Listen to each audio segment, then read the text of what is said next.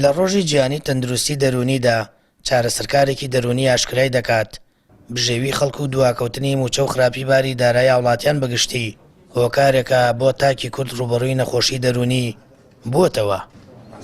یەکێک لە هۆکارەکانی توشبوون بۆ گرفتە دەرونی و نەخۆشیە دەرونیەکان هەژاریە باری ئابووریە کە یارمەتی دەرە بۆ تێکچوونی تەندروستی دەرونی تاکەکان.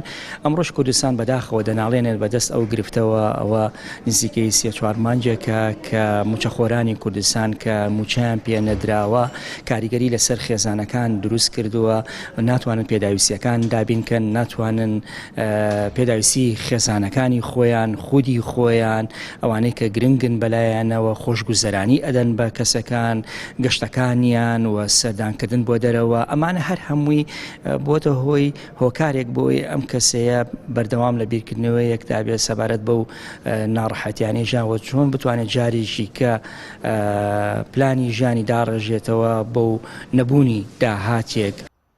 ساڵی ڕابردوو تەنیا لە سنووری پارێزگای هەڵەبجە 426 کەس بۆ چارەسەری دەرونی ڕوویان لە نەخۆشخانەی چارەسەری بەرکەوتوانی چەکی کیمیایی کردووە. بەڵام لە ماوەی 9 مانگی ئەم ساڵدا ڕێژەکە هەڵکشا و زۆر بەرز بووتەوە. 1153 کەس بۆ کێشە دەرونیەکان سەردانی نەخۆشخانەکەیان کردووە.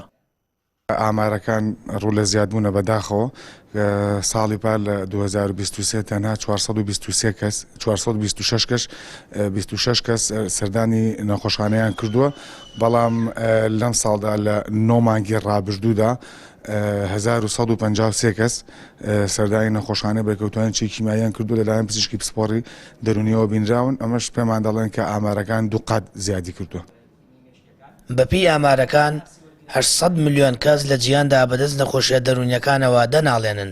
بەپی وتەی چارەسەرکارانی دەرونی کێشە و گرفتە داراییەکان و دواکەوتنی موچە لە هەرێم تاکی کوردی ڕوبەڕووی نەخۆشی دەرونی و قەلەقی و بێهیوایی کردوێتەوە. سەدان کەس بەو وەیەوە سەردانی پزیشک دەکەن. ساڵانەش ئاماری نەخۆشیە دەرونیەکان زیاد دەکات. سامان فەتاح کەناڵی ئاسمانی پەیام هەڵەبجە.